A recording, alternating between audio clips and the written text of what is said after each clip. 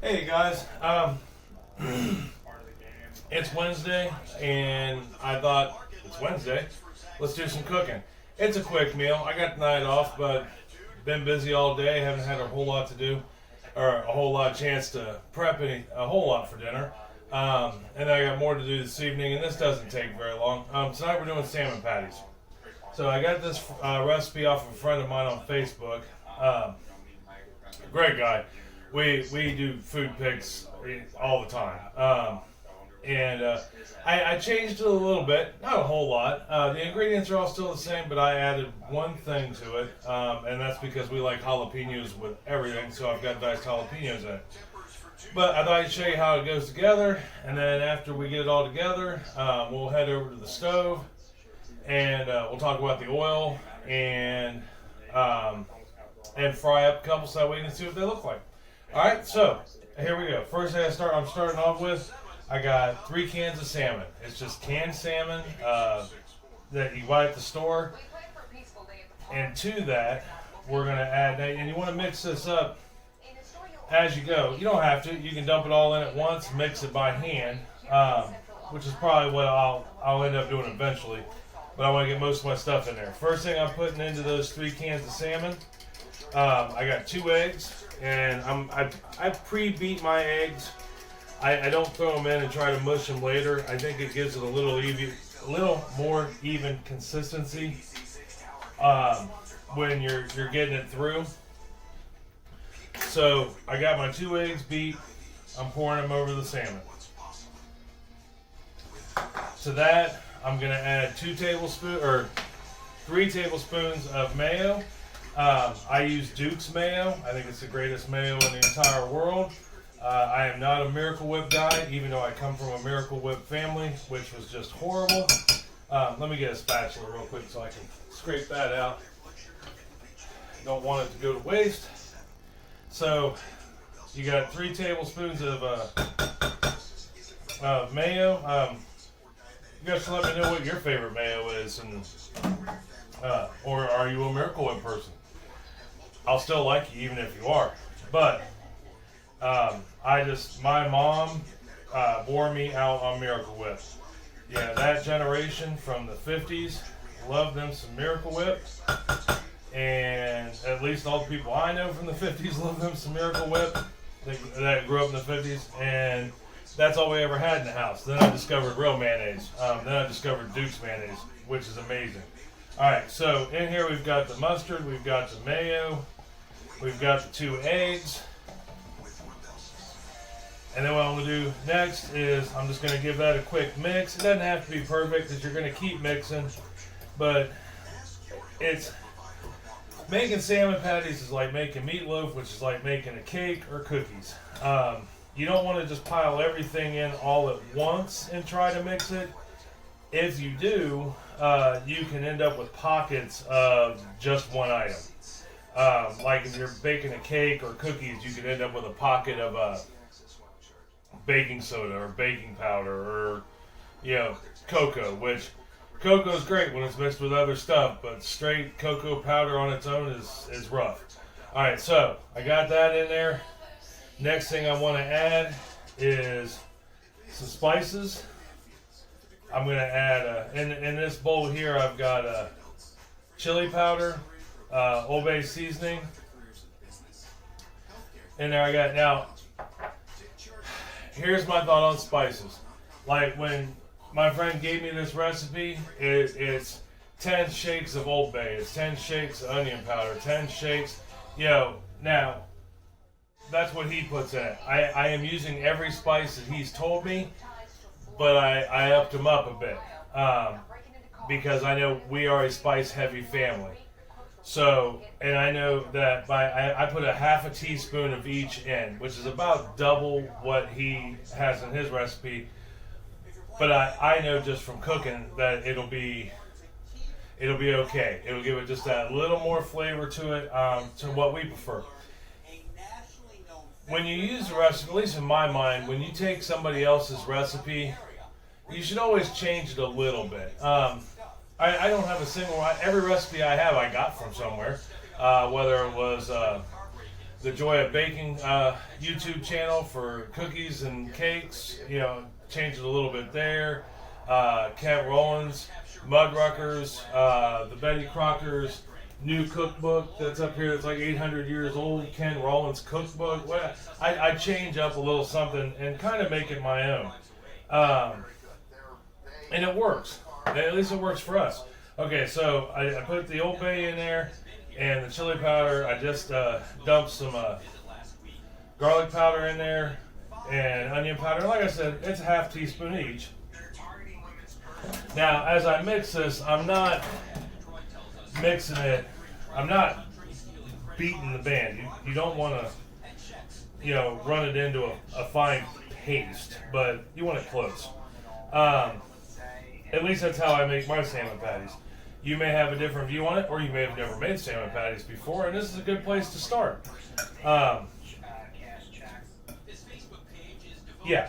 All right, so I got that mixed in. Next thing I'm adding in is I've got one onion here. Now I'm using a medium onion, and it's diced. Now, how fine do I dice it? Well, I mean, or how fine would you dice it? How would you dice it? How big or small it is kind of up to you. These are medium to small diced. They're not fine diced by any means. I will be able to taste a little chunk of onion. But they're not so big that they're taking up all the room and you're eating more onion than you are salmon and patty. So, I dump my onion in there. I'm going to stir it in real quick to get that all kind of balanced out. Like I said, cooking's all about trial and error. You know, this is how you learn. And learning how to cook is important. And it doesn't matter who you are. You don't want to ever rely on somebody else to feed you. And I base that on, I'm sure I've said this before in another video, but when the pandemic hit and the restaurants had to stay open, which I'm grateful for because that's what I do, it was because almost half of the U.S. population doesn't know how, or relies on restaurants. They may know how to cook, but they rely on restaurants. Okay, so in this bowl, I've got a green pepper, a red pepper, and a jalapeno. Because like I said, I like jalapeno and everything. My family likes jalapeno and everything. So that'll work. And that's the only addition I am making to his recipe. Mostly because I never had it, but I didn't. We're so used to eating jalapenos that it just adds a little extra flavor. Alright, so on top of the red pepper, the green pepper, and the jalapeno, half a cup of breadcrumbs. Mix that in, and I'm just going to kind of fold it together real quick. Then I'm going to get my hands in there. And I'm going to say this just because I guess it's what you're supposed to say, but I'd like to think it's obvious. Anybody that cooks washes their hands. Got a sink full of water. Been washing my hands almost all day. But I did wash my hands. And if you're not into using your hands for stuff, that's cool. Grab a spatula, grab a spoon, keep using a fork, whatever. You could actually take this if you have a KitchenAid mixer, throw it in there and run with it. If you don't have a KitchenAid mixer, like I said, God gave you hands for a reason, you know, or Mother Nature or whoever. Don't want to offend anybody, but in my opinion, God gave me two hands. He gave me two hands for a reason. A, to mix things, to build, and B, to build things, and then he gave you pairs of everything in case you lose one. So, all right, so I've got this all mixed. I'm gonna rinse off my hands, and I'm gonna move, and then I'm gonna put you guys on pause for a minute while I move the camera, and then we will. I want to get over so you can have a look at the stove and not my pretty smiling face. And we'll take it from there. Look at it, we're halfway done and it didn't take us 10 minutes. So I spent, well, before I came on camera, it took me about 10 minutes to prep this up. And if I'd have been thinking ahead of the game while I was prepping this up, talking to you, I would have had a cast iron on the stove and the oil would have been heating up. So I will be back once I get the camera moved, get the oil heated up, and we'll make up some we'll make up and fry some patties. All right, see you here in a few. All right, guys, we're reset up. I'm still waiting on the grease to get up just a little bit hotter. While we're waiting on the grease to warm up, I did want to talk about some things. I mentioned in a couple videos that, or maybe I haven't, but I'm pretty sure I have, about the sharpness of your knife and how a sharp knife is important compared to a dull knife. But I want to talk about, yeah, you've got your $20 knives, you've got your $300 knives, and everywhere in between. So I want to show you some of my knives. This is my good knife. Sorry, I got salmon on my hands. It's made by Dexter. It is a professional kitchen knife. I have a whole set of these. They're kind of my pride and joy, and I use these to cook with quite a bit. Great knife, and it's made out of a durable steel. It's awesome. So here is a knife. Here it is our Pampered Chef knife. Sorry, I got it upside down. And like I said, we bought this from Pampered Chef. Well, Chris did, I don't know, like 10, 12 years ago. It has been through the ringer and back. Also made of steel. Great blade. And not quite as expensive as the Dexter knife, but I mean, it's up there. It's not a cheap knife by any means. So, our third chef knife is this one right here. It is made by Cookworks. It is as cheap as they come. I think the whole set of knives costs 60, 70 bucks. What's the difference in them? Okay, well, some of it's weight, some of it's the grip. These two here, are practically identical. They both hold sharp. I mean, as you can see, the tip, oh, you can't see, there you go. The tip is missing on that one, but that happened forever ago when we were still learning. But realistically, there's not a whole lot of difference in these two. Now this one here, cheaper blade. I personally believe it's a cheaper steel. And as you can see, it was made in China. It's copper in color. It's super light, but it's very sharp. I mean, it does its job. I think a lot of it has to do with like the size of the blade, the degree of the cut, or the degree that the blade is cut at. I think has something to do with it. But I have found the biggest thing is the cheaper blades with the cheaper steel seem to have to be sharpened more. I don't have to sharpen the other two, the Pampered Chef or the Dexter knife, nearly as much as I do the cheaper blade. Now, that being said, every time I use my Dexter knife or the Pampered Chef knife, I have a rod I use to, they call it a sharpening rod. It doesn't actually sharpen, it deburrs. Here, I'll show it to you real quick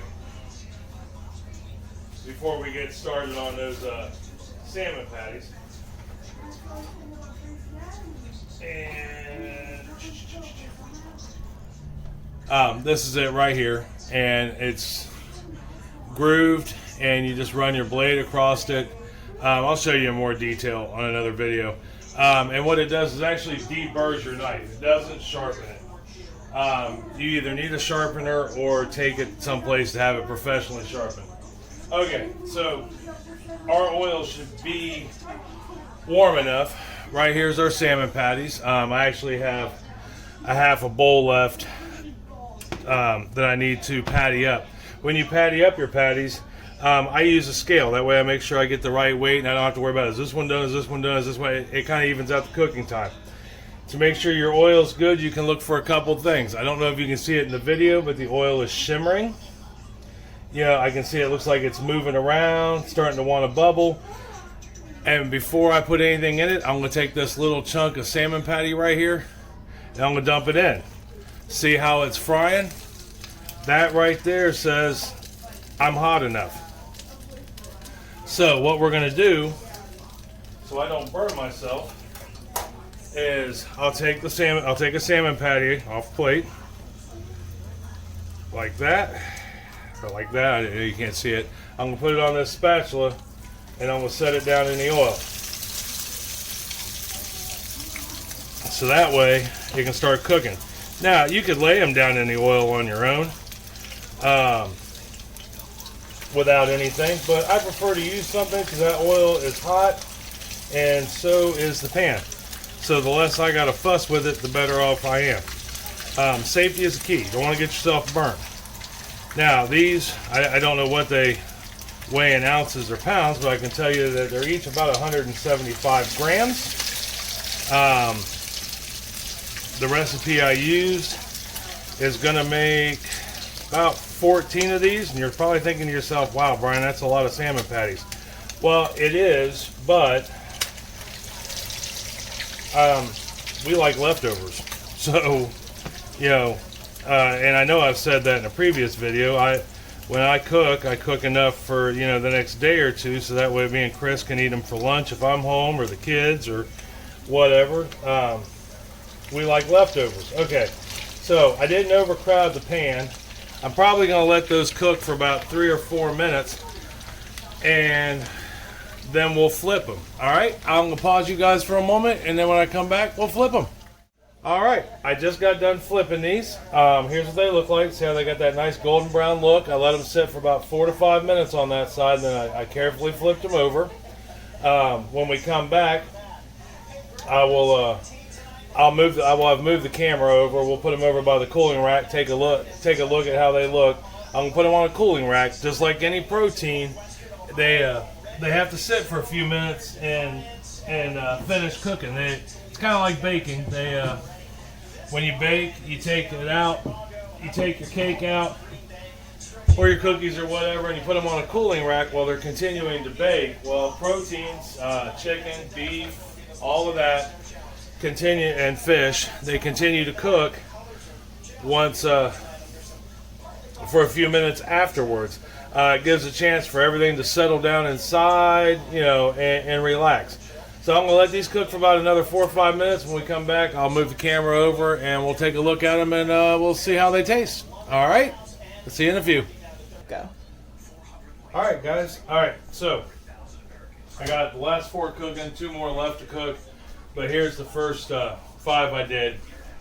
If you can see them real good or not. But they turned out looking beautiful. So I'm sure they're going to taste great. And like I said, it's a friend of mine's recipe. I've never actually tried it before, so we're all kind of doing new together. So what I'm going to do is break off a piece.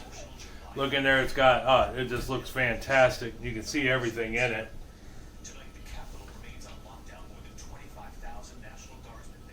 That is a really good salmon patty. I'm not gonna lie.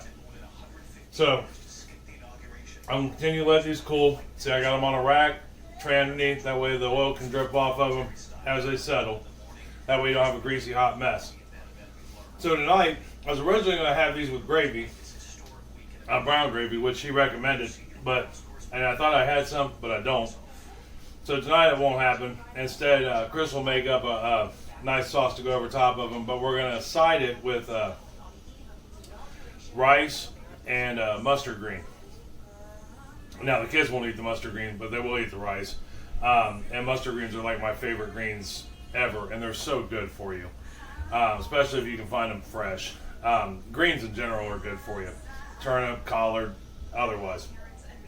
So I hope you got something out of this. I really hope you try this recipe. That's really good, and I can't wait to sit down and eat this. Especially on a quick note, when you cook, fast or slow, eat with your family and sit at a table. Turn your phones off. We do it at least 3 times a week. We don't get to do it every night of the week because I work some nights. You know, life gets in the way, but we make at least time 3 nights a week to sit down and eat together. Turn the phones off, turn the TV off, and have conversation. So try and do the same. I really hope you guys try this recipe. That salmon patty is great. And side it with something healthy. Doesn't have to be greens and rice, but side it with something healthy, or mashed potatoes for that matter, and green beans. Whatever it takes. So, all right, I love you guys. I'm going to finish up these last few here and get to cooking. All right? I love you. Tell somebody else you love them and make their day a little better. All right? Talk to you later. Bye.